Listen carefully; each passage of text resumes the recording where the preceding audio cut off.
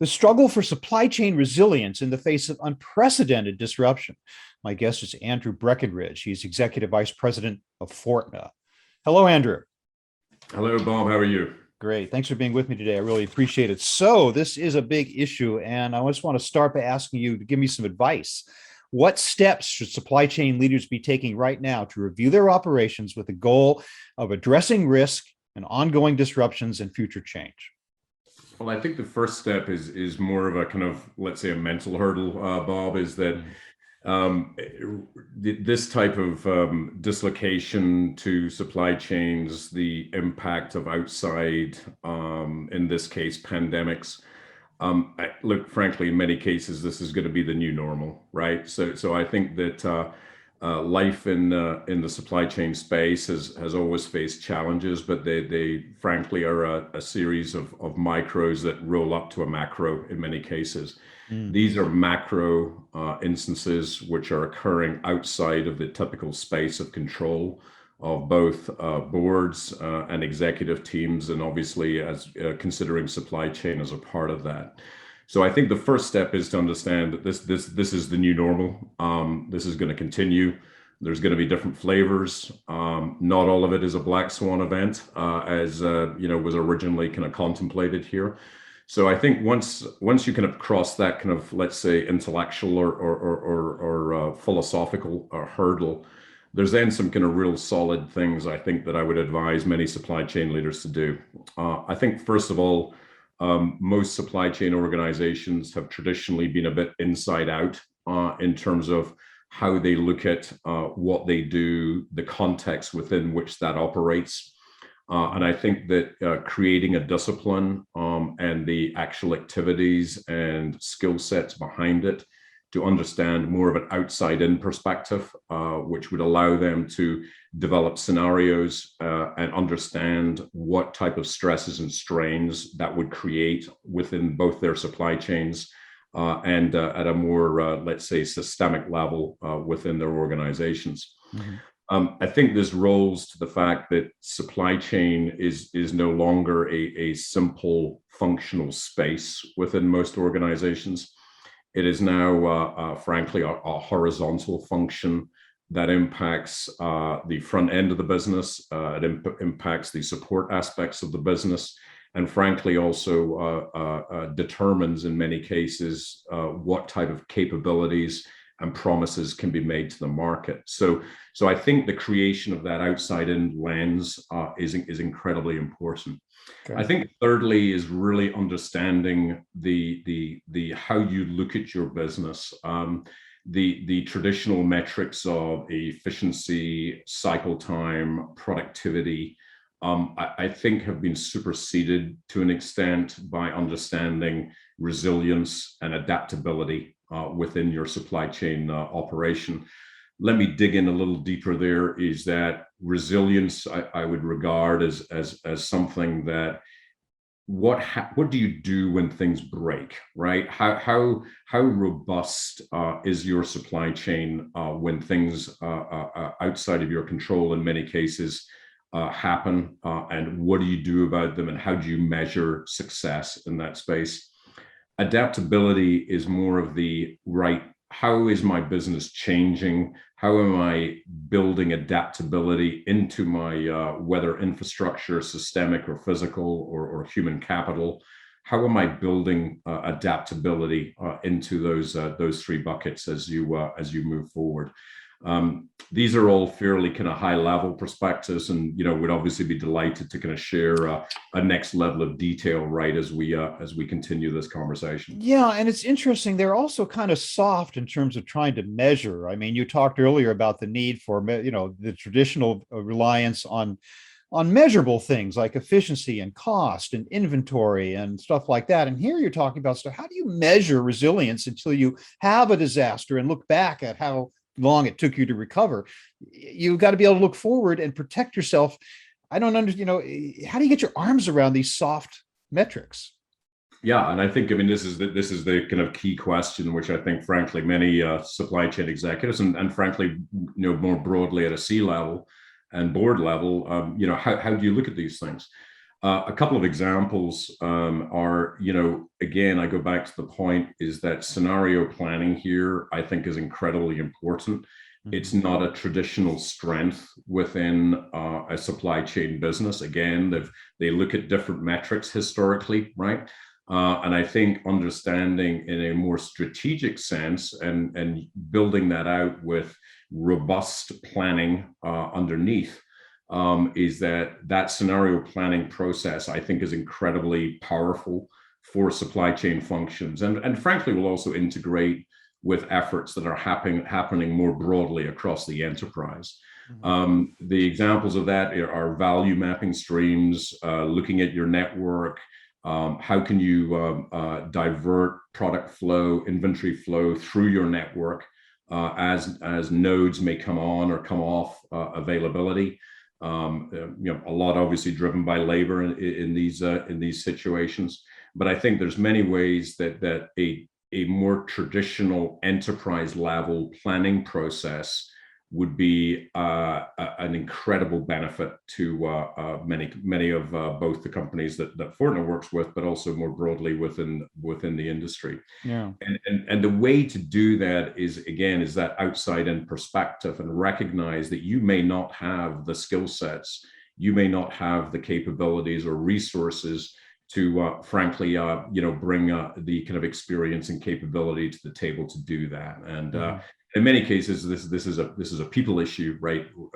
Rather than maybe a process related issue. Yeah. Tough challenge, even so, given today, like so many supply chain managers are firefighters right now.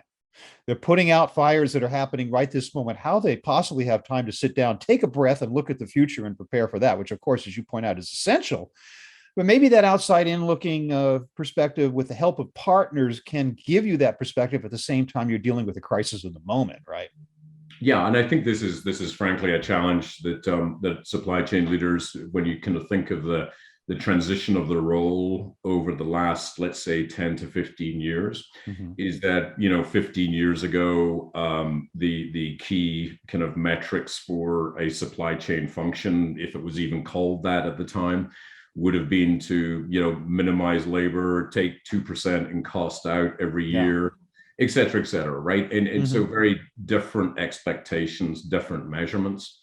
I think what we're seeing is over this 10 to 15 year period is that the role of the supply chain leader has changed markedly. And I think that the last couple of years, in the same way that it has maybe brought 10 years of e-com growth forward, I think it is bringing maybe a similar timescale forward in terms of expectations, capabilities, and skill sets required of each supply chain leader within the major businesses in the U.S. And I think that these are the mental or cultural transition from being a great firefighter to being a true strategic leader for the business.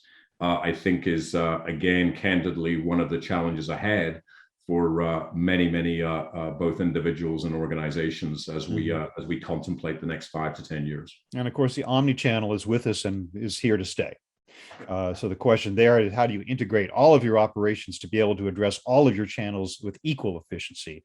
That, again, is both a short-term and a long-term issue. So, absolutely. And what's very interesting is that the truism of no man is an island or no woman is an island is becoming truer and truer, which is the fact that linkages between supply chain and the front end of the business and the back end of the businesses are becoming tighter and tighter, and the ability to manage that kind of stakeholder environment and to be able to perform both appropriately for your function, but more importantly, appropriately for your business is also becoming critical. And supply chain is a key enabler for omnichannel. Omnichannel maybe doesn't even capture the level of complexity of channel proliferation. We used to talk about SKU proliferation as being one of the biggest issues for business. Frankly, for supply chain leaders, channel proliferation is becoming one of their major issues, and all of the various expectations and capabilities required to meet those channel expectations is immensely challenging. Yeah.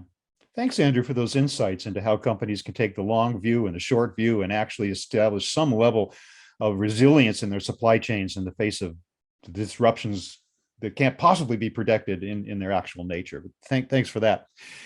Let's talk now about Fortna.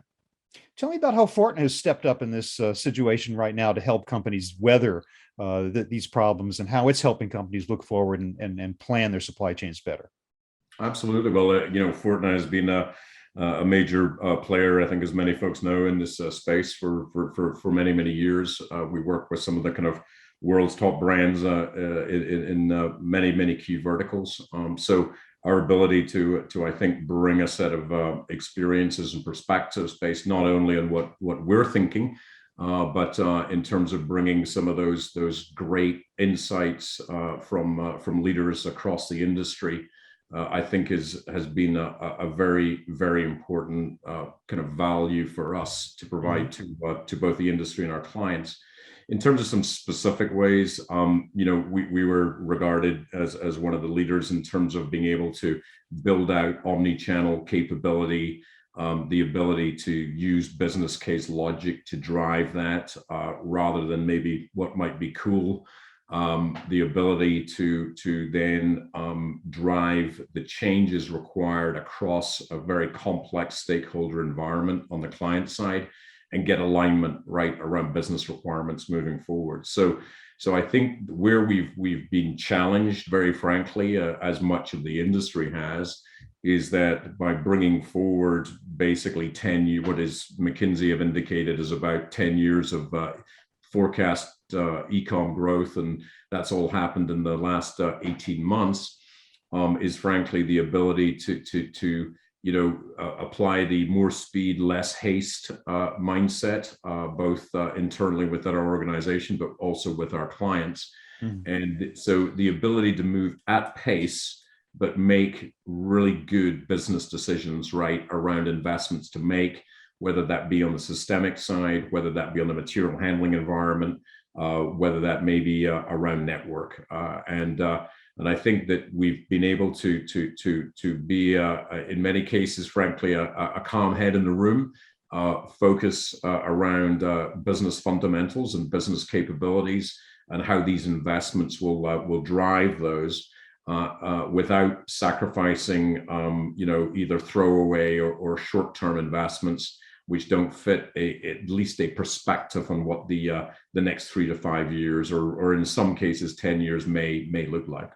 So you think you're really helping them to get this long view that they could not possibly necessarily achieved on their own, given the concerns of the current moment. Yeah, I think that back to your earlier comment, Bob, is that a lot of supply chain guys, as we go through this cultural evolution, right? There's definitely this kind of pride around firefighting, notches on the belt, and all the rest of it. And I think that we value that enormously, but at the same time, the ability to bring a strategic perspective that supports what the CFO might be looking for, what the CEO might be looking for, what the CMO might be looking for, and ensuring that supply chain is aligned with those key stakeholders, and that investments are contextualized and business cases are rationalized and outcomes are understood across those groups, I think is very important. I mean, otherwise, many of our supply chain leaders, frankly, can get exposed in the current world where somebody says, "I need X," and the leader does that, but it contextually was not the right thing to do, or was not driving the right business outcomes. Yeah, well, Andrew Breckenridge of Fortna, I want to thank you once again for sharing your insights about the issue of long-term planning, supply chain resilience in the face of disruption, and telling us a little bit about Fortna as well. Thank you very much for your time. Really appreciate it. Bob, I appreciate the opportunity.